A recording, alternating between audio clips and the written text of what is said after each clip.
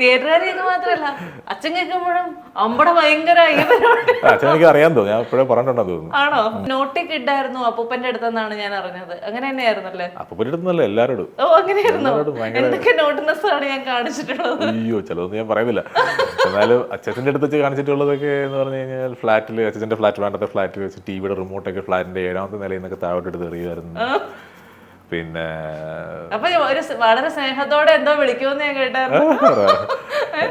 അന്ന് പുള്ളി വിളിച്ചോണ്ടായിരുന്നു എടാ റാസ്കൽ വിളിയുണ്ട്. ഈ നമ്മൾ ഒറ്റ കുട്ടിയായിട്ട് വളരുമ്പോഴത്തേക്കും നമുക്ക് ഷാഢ്യങ്ങൾ കൂടുതലായിരിക്കും, നമ്മുടെ വീട്ടുകാർ നമ്മളെ പാമ്പർ ചെയ്യുന്ന കൂടുതലായിരിക്കും. അങ്ങനെയൊക്കെയുള്ള സുഖ സൗകര്യങ്ങളൊക്കെ അനുഭവിച്ചിട്ടുള്ള ആളാണോ?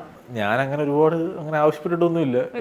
നമ്മൾ കോളേജിൽ പഠിക്കുമ്പോഴത്തേക്ക് ഒരു ബൈക്ക് വാങ്ങിച്ചു തരാൻ പറയാ, ഇങ്ങനെയൊക്കെയുള്ള ആവശ്യങ്ങളൊക്കെ നമുക്ക് ഉണ്ടായിട്ടുണ്ടോ? കോളേജിൽ പഠിക്കുമ്പോൾ ഞാൻ പറഞ്ഞിട്ടില്ല, അതിന് മുന്നേ സ്കൂളിൽ പഠിക്കുന്ന അതിന് മുന്നേ അല്ല സ്കൂളിൽ പഠിച്ചു കഴിഞ്ഞ സമയത്ത്, സ്കൂളൊക്കെ കഴിഞ്ഞ് നിൽക്കുന്ന സമയത്ത് കോളേജിലോട്ട് കയറാൻ പോകുന്നതിന് മുന്നേ ഇങ്ങനെ ബൈക്ക് തന്നെ, സെക്കൻഡ് ഹാൻഡ് ബൈക്ക് തന്നെ ആവശ്യപ്പെട്ടു.